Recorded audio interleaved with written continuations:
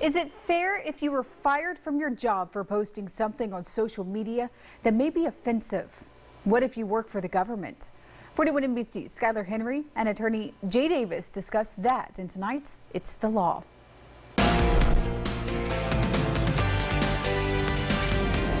Tonight on It's the Law, we're talking about social media conduct. Several law enforcement agencies across the country have been cracking down on police officers for posting inappropriate things on social media. Our legal analyst, Jay Davis, is here to talk more about that. Jay, it's interesting. We've talked about it in the past about people who work for private corporations or businesses that may post things that are offensive to some and they get terminated or reprimanded, but we've never talked about it from an employee who works with the government perspective. And you'd think the government, First Amendment, freedom of speech, it all kind of goes hand in hand, but these people are still getting fired. Why is that?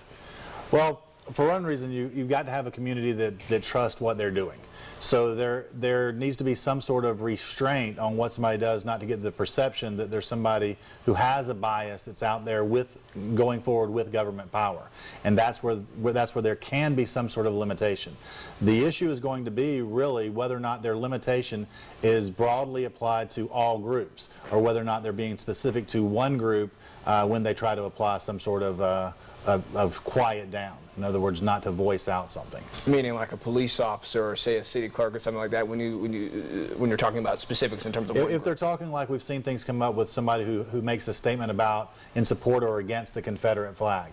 Is their protocol within their structure, does that say that's prohibited? You can't do that because when you do, you alienate one group or another. They need that to be specified as protocol. If it's not, then an employee may be able to fight and contest and get their job back. Let's speak from that perspective then. What do you say if you are fired from a position for posting something that you may have said, hey, this is in my First Amendment rights?